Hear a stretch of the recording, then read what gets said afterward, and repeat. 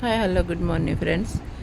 ఈ రోజుల్లో పిల్లలు జనరేషన్ ఎలా ఉన్నారంటే ఎంత సంపాదించినా ఫుడ్ విషయం వచ్చేసరికి మాత్రం తిండి తినట్లేదు సరిగ్గా.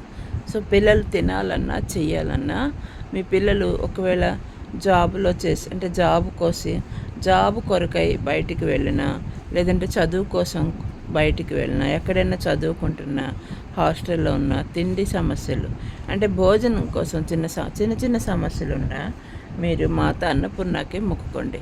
అన్నపూర్ణ ఒక ఆశీర్వాదం ఉంటే భోజనానికి ఎటువంటి చిన్న చిన్న సమస్యలున్నా అన్నీ దూరం చేసి అమ్మ అనుగ్రహిస్తుంది. ఇంకా వాళ్ళకి ఫుడ్ విషయంలో ఎటువంటి డోకా ఉండదు. వాళ్ళకి మంచి ఫుడ్ దొరికి వాళ్ళు చక్కగా తింటారు. తినము అనే పిల్లలు కూడా, మారం చేసే పిల్లలు కూడా చక్కగా ఫుడ్ విషయంలో వచ్చేసరికి చక్కగా తింటారు.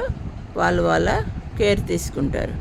సో ఫ్రెండ్స్, జాబ్కి వెళ్ళిన పిల్లలు కానివ్వచ్చు, చదువుకున్న పిల్లలు కానివ్వచ్చు, ఏమైనా ఫుడ్ విషయంలో చిన్న చిన్న సమస్యలు ఉంటే ఇంట్లో పేరెంట్స్ పిల్లల కోసమని, మాత అన్నపూర్ణ కోసమని రోజు మార్నింగ్ ఇంట్లో మాత అన్నపూర్ణ సాంగ్ పెట్టేసేయండి చాలు.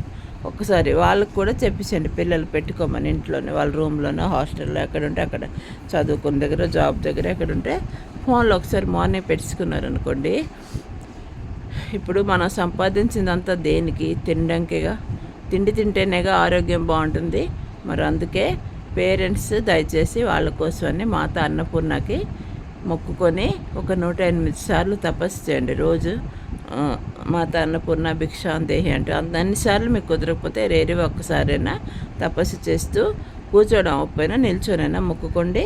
లేదంటే మాత అన్నపూర్ణ సాంగ్ వేసుకుంటే ఇంట్లోని అన్నపూర్ణ మిమ్మల్ని అనుగ్రహిస్తుంది. భోజనానికి ఏ లోటు లేకుండా పిల్లలకి చూసుకుంటుంది. So good day, good morning.